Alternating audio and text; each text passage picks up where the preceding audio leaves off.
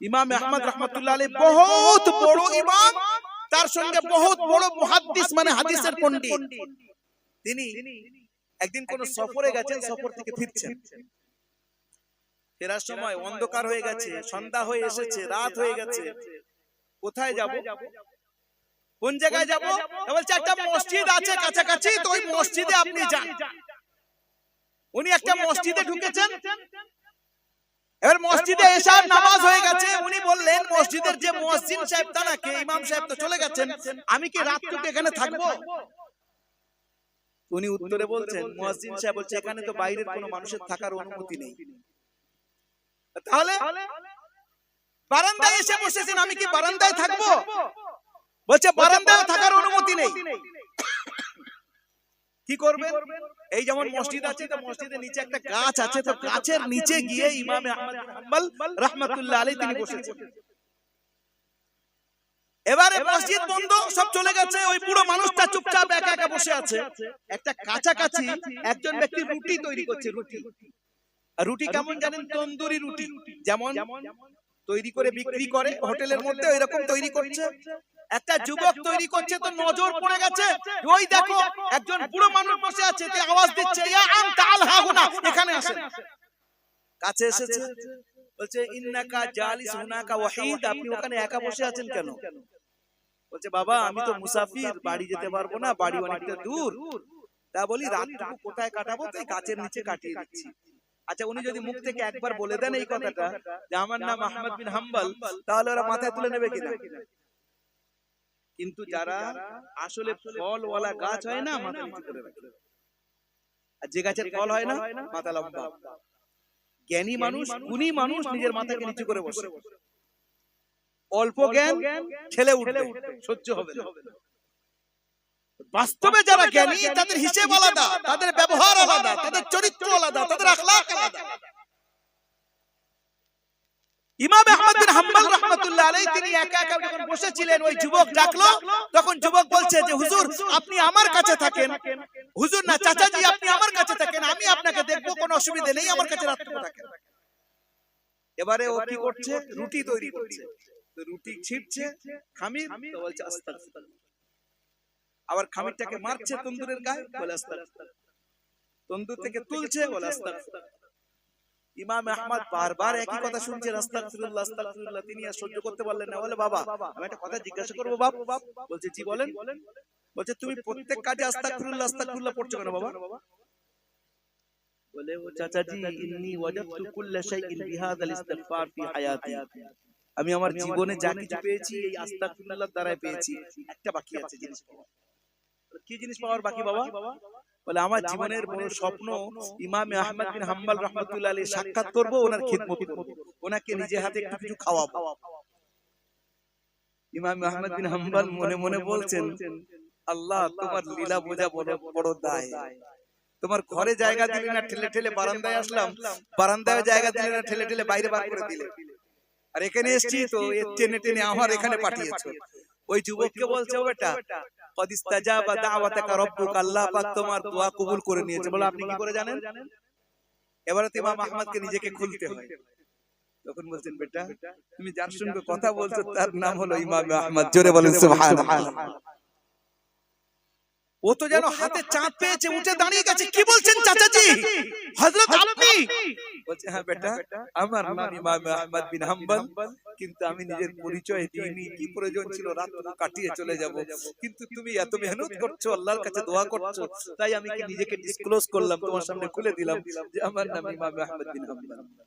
তাহলে আমি আপনি জীবনের একটা অংশের সঙ্গে যদি ইস্তিগফারকে জড়িয়ে নি, ইস্তিগফার মানে আসলে জিনিসটা ভালো করে বুঝবো, একটা হলো তওবা, একটা হলো ইস্তিগফার, দুটো আলাদা, একই জিনিস না। আমরা কি বলি তওবা ইস্তিগফার করো ভাই, তওবা ইস্তিগফার দুটো একই জিনিস না, দুটো একটু আলাদা আলাদা। ইস্তিগফারের সম্পর্ক হলো তিনটে কালের সঙ্গে, তিনটে যুগের সঙ্গে। এক নম্বর অতীত, পাস্ট, প্রেজেন্ট, ফিউচার, অতীত, বর্তমান, ভবিষ্যৎ। যে গুনাহটা আমরা করেছি সেই গুনাহর উপরে অনুতপ্ত হওয়া অতীতে, বর্তমানে সেই গুনাহকে ছাড়া, আর আগামীতে সেই গুনাহর ব্যাপারে না করার ব্যাপারে পাক্কা ইরাদা করা, এর নাম হলো ইস্তিগফার। আর তওবা কি? পরিপূর্ণ আল্লাহর দিকে মুতাওয়াজ্জিহ হওয়া। এই জন্য বলে আস্তাগফিরুল্লাহ রাব্বি মিন কুল্লি যামবি ওয়া আতুবু ইলাইহি। তাহলে একটা আমল আপনাদের সামনে আমি প্রথমে তুললাম, সেটা হলো বর্তমান পরিস্থিতি যা আমাদের সামনে আসছে, যা আমরা দেখছি, তার প্রথম কাজ যেটা, সেটা হলো তওবা ইস্তেগফার। দ্বিতীয় কাজ কি? দরুদ শরীফ পড়েন, আল্লাহুম্মা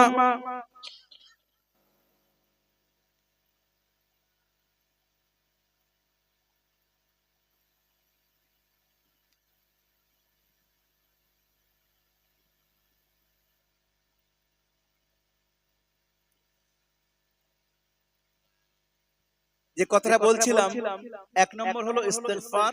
ছোট্ট একটা আমল আপনাদেরকে বললাম, এই কথাটা বাড়িতে পৌঁছে দেন। নিজেরা নিজেদের সঙ্গে আমল করার চেষ্টা আর চিন্তা নেই। দ্বিতীয় কাজ যেটা, কাজ তো অনেকগুলো, আমি একটু তারতিব আপনাদেরকে বলে যাচ্ছি। আমরা যত নিয়ামত আল্লাহর খাই, একটু আমার দিকে খেয়াল করেন ভাই, আমি আর 10 থেকে 12 মিনিট আপনাদের মধ্যে আছি, এরপরে বিদায় নেব। দ্বিতীয় কাজ, আল্লাহ পাকের এত নিয়ামত খাচ্ছি, কত নিয়ামত, কোনো ইয়ত্তা নেই, শেষ নেই, সীমা নেই। আল্লাহ এত নিয়ামত আমাদেরকে দিয়েছেন, যে আল্লাহ আমাদেরকে দিয়েছেন সেই আল্লাহর নিয়ামতকে উপভোগ করার সময় একবার আল্লাহর নাম নেওয়া উচিত কিনা? এই আমি এক্ষুনি পানি খেলাম, আপনারা দেখলেন, আপনিও পানি খান, পানি ছাড়া মানুষ বাঁচতে পারে না। পানির অপর নাম হলো জীবন। তাহলে পানি খাই আর যা খাই, পানিটা এসেছে কোথায় থেকে? একবার কি চিন্তা করেছি? বলে কেন আমাদের বাড়ির সামনে কল লাগানো রয়েছে, কল থেকে পানি তুলি আর খাই। যদি এত সহজ হতো, তাহলে ফুল গরমের সময় পানিগুলো কোথায় গায়েব হয়ে যায়? তখন কল কাজ করে না কেন? কেন তখন তোমার হচ্ছে না কেন? বলে শ্যালে পানি উঠছে না কেন? উঠছে না। তখন স্টার্ট মারেন আর শ্যালে থেকে এখন না পানি উঠছে, কিন্তু একটা সময় পানি থাকে না, কোথায় যায় পানিগুলো? কল্পনা করেছি। আল্লাহ পাক সমস্ত পানি জমা করে রেখেছেন, তার নাম হলো সমুদ্র। এবারে আপনি আমাকে, আপনার আমাকে যদি বলা হতো যে যাও আমার বান্দা, সমুদ্রের মধ্যে পানি জমা করে রেখেছি, ওখান থেকে নিজেরা তোলো আর খাও। সমুদ্রের পানি একবার মুখে দিয়ে দেখবেন কি মিষ্টি লাগে, এত তেতো, এত নোনতা, এত নোনতা যে আপনার মুখে দেওয়ার মতো না। আল্লাহ তো বলতে পারেন যে আমি তো পানি দিয়ে দিয়েছি, তোমরা ওটাকে মিষ্টি করে খাও। বড় থেকে বড় লোক পর্যন্ত একসময় ফকির হয়ে যাবে, আর মিষ্টি করার ক্ষমতা আমাদের নেই। গরিব মানুষদের ছেড়ে দিলাম, মধ্যম পন্থা যারা মিডিয়াম বর্গের, তাদের তো আরো কষ্ট হবে। আল্লাহ করলেন কি, ওই পানিটা বাষ্পের আকারে উপরে নিয়ে গেছেন, আর মধ্যখানে এমন মেশিন লাগিয়ে রেখেছেন, আমরা সে মেশিন দেখতে পাচ্ছি না। পানি নিচে নোনতা, উপরে যাচ্ছে, সেখানে গিয়ে মিষ্টি হয়ে যাচ্ছে। জোরে বলেন সুবহানাল্লাহ। এবার আল্লাহ এক জায়গায় বর্ষণ করে দিতে পারেন, যেখান থেকে তো আমি এক জায়গায় বর্ষণ করছি, ওখান থেকে নিয়ে নাও। এইরকম যদি হতো, তাহলে আমরা 2-4টে বালতি ভরে নিয়ে, 2-4টে জগ ভরে নিয়ে, বড় বড় ট্যাঙ্কি ভরে নিয়ে ওই পানি রাখি, দেখি কদিন পানি চলে। নষ্ট হয়ে যাবে, খেতে পারবো না। আল্লাহ অধিকাংশ পানি বর্ষণ করছেন পাহাড়ের উপরে, আর পাহাড়ের উপরে ওই পানিগুলো বরফের রূপ নিচ্ছে, বরফ হয়ে থাকছে। পুরো বছর ধরে ওখান থেকে পানি গলে গলে নিচে নেমে আসছে, খালের দ্বারায়, নদীর দ্বারায়। এইবারে ওই পানিগুলো কি হচ্ছে, এই জমিন ওগুলোকে চুষে নিচ্ছে, মাটি চুষছে। মাটির মধ্যে আল্লাহ পাক পাইপ সিস্টেম করে রেখেছেন, যেটাকে শিরা উপশিরা বলি আমরা। ওই মাটি ওগুলোকে চুষে নিচ্ছে। এবারে আপনার বাড়ির সামনে, আমার বাড়ির সামনে 2, 3 করে, 4 করে, 10 করে পাইপ লাগাচ্ছে, লেয়ার অনুযায়ী লাগালাম। এবার একটা হ্যান্ড পাম্প লাগালাম, বিসমিল্লাহ, সেখান থেকে তাজা তাজা ঠান্ডা ঠান্ডা পানি আসছে। এটাকে কোরআন কিভাবে বলছে দেখেন, আফারাআইতুমুল মাআল্লাযী তাশরাবুন আআনতুম আনজালতুমুহু মিনাল মুজনি আম নাহনুল মুনজিলুন। আমার বান্দারা, যে পানি তোমরা খাও, আকাশ থেকে যে পানি আমি তোমাদেরকে দিই, একবার কি খেয়াল করেছো যে এই পানি তোমরা বর্ষণ করো না, আমি বর্ষণ করি? আনতুম আনজালতুমুহু মিনাল মুজনি আম নাহনুল মুনজিলুন। তোমরা কি আকাশ থেকে, মেঘ থেকে বর্ষণ করেছো? ও বর্ষণ আমি নিজে করেছি। লাউ নাশাউ জাআলনাহু উজাজান ফালাউলা তাশকুরুন, আমি ইচ্ছা করলে ওই পানিটাকে একেবারে নোনতা বানিয়ে দিতে পারতাম, কিন্তু আমি তো মিষ্টি করে তোমাদের গালে তুলে দিচ্ছি। তাহলে করা উচিত কি ছিল? একবার যেই পানিটাকে খাচ্ছি মুখ থেকে একবার বলি বিসমিল্লাহ।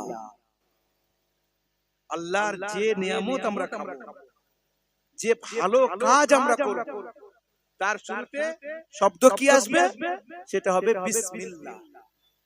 তাহলে দুটো আমল আপনাদের সামনে আসলো, একটু খেয়াল করেন। একটা আমল বললাম ইস্তিগফার, দ্বিতীয় আমল কি বললাম? বিসমিল্লাহ বলা। একজন সাহাবী, তার নাম হলো সাদ ইবনে উবাদা। ভালো করে কথাটা শুনি। আমরা যে বাথরুমে যাই, লেট্রিনে যাই, পায়খানায় যাই, পেশাবখানায় যাই, যদি কোনো ব্যক্তি, মনে রাখবেন এই খবিস জিন্নাত সব সময় ময়লা জায়গায় থাকে। যার বাড়িতে যত বেশি ময়লা আছে সেই বাড়িতে জিনের বাসা তত বেশি। পরিষ্কার পরিচ্ছন্ন রাখবেন, জিন সেখানে ক্ষতি করবে না। যত বেশি ময়লা রাখবেন সেখানে জিন্নাত গিয়ে, শয়তান গিয়ে আপনার বাড়িতে ক্ষতি করবে। ওই জন্য যত জাদুঘর দেখবেন সব খারাপ খারাপ জায়গায় থাকে। খোঁজ নিয়ে দেখেন কোথায় সেই শ্মশানে গিয়ে বসে আছে, কোথায় কি করছে, খোপড়ি নিয়ে পড়ে আছে, মানুষের মুন্ডু নিয়ে পড়ে আছে, খারাপ জায়গায় পড়ে আছে। তো শয়তানদের কাজ। হাদিস শরীফের মধ্যে এসেছে কোন ব্যক্তি যদি বিসমিল্লাহ না পড়ে বাথরুমে যায়, ওখানে শয়তান জিন্নাত থাকে, ও ওই ব্যক্তির লজ্জাস্থানকে দেখে এবং হি করে হাসি আর ক্ষতি করার চেষ্টা করে। কিন্তু হাদিসে এসেছে কোন ব্যক্তি যদি বাইরে থেকে বিসমিল্লাহ পড়ে নেয়, তারপরে যখন সে বাথরুমে যায়, তো ওই জিনের নজর আর এর লজ্জাস্থানের মধ্যে আল্লাহ এমন পর্দা করে দেন যে ও আর একে দেখতে পায় না। জোরে বলেন সুবহানাল্লাহ। একজন সাহাবী, তার নাম হলো সাদ ইবনে উবাদা। তিনি কোন এক জায়গায় গিয়েছেন সঙ্গীদের সাথে, সাহাবীদের সাথে। আর সাহাবীদেরকে বলছেন, ভাই আমি একটু ইস্তেঞ্জা করতে যাচ্ছি, বাথরুমে যাচ্ছি। কোন একটা ঝাড়ির মধ্যে সেখানে বাথরুমে গেছেন।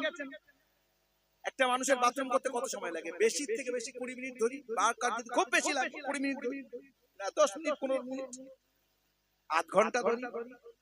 সাহাবারা হিসাব করছেন যে এত টাইম হয়ে যাচ্ছে, সাদ ইবনে উবাদা আসছে না কেন? সেখানে গিয়ে দেখছেন যে ঝাড়ির মধ্যে ওই সাহাবীর লাশ পড়ে আছে। শত্রু কোথায় এখানে? আশপাশে তো কোনো শত্রুকে দেখতে পাচ্ছি না। এদিক এদিক খুঁজে দেখছে কোনো শত্রুর কিচ্ছু নেই। সাদ ইবনে উবাদা এইভাবে পড়ে আছে। হঠাৎ একটা